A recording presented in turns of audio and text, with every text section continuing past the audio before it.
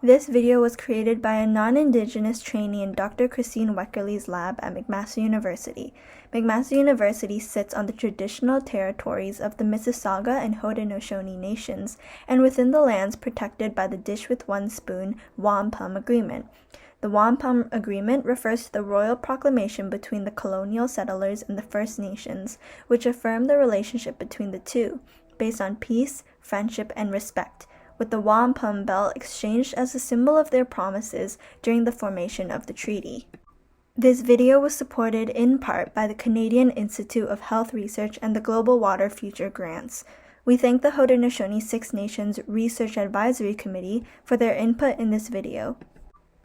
Gratitude is the start of peace. The Thanksgiving address reminds us to give thanks to the grass, fungi, vines, water, and all that has been made by the Creator. We are reminded that every droplet, puddle, stream, pond, river, lake, and ocean is sacred.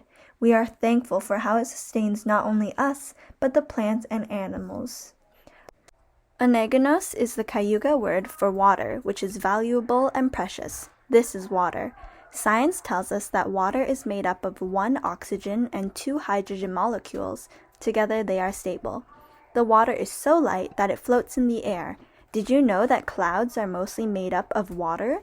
Let's talk about the way water works in our bodies. Give this question a try. How much of your body is made up of water? If you guessed 60%, you're right.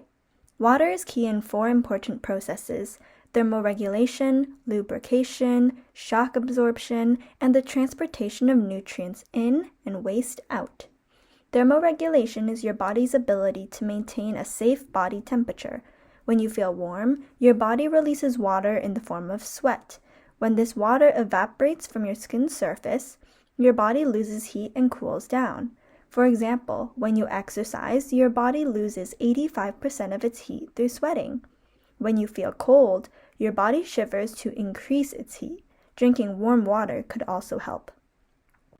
Water also lubricates your mouth, eyes, joints, and organs. The saliva in your mouth is 99% water. Water also coats your eyes. If you didn't have water for your eyes, they would become very red, sting, and your vision would become very blurry. All 360 of your joints also move smoothly because of water. Joints are the areas where 2 or more bones meet, and they are lubricated by water. Without it, bending your knees, using your wrists and hips for that great lacrosse move, and rolling your shoulders would be very painful and over time impossible. Water also acts as a shock absorber for your body. While in the mother's womb, babies are surrounded by a body of water that protects the baby from external forces, if the mom was to fall, for example.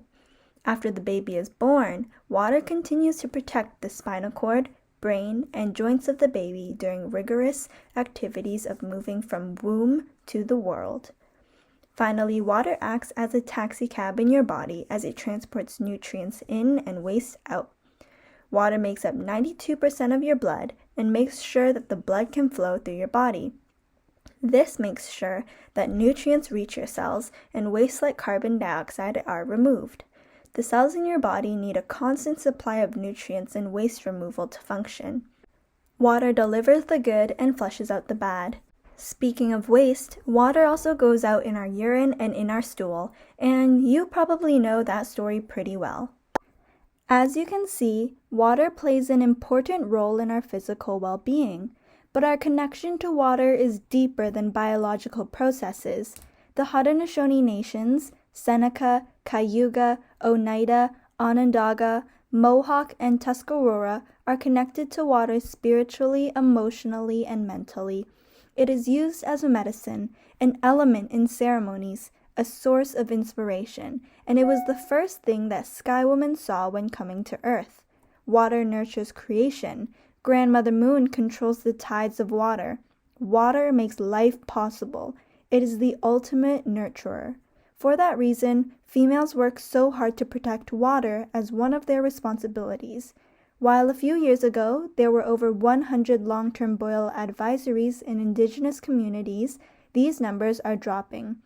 With all this knowledge on the role of water, let's get clean water into the hands of all of us living on Turtle Island, and that includes Canada and the United States.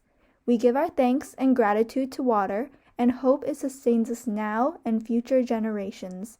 At this end, thank you for listening.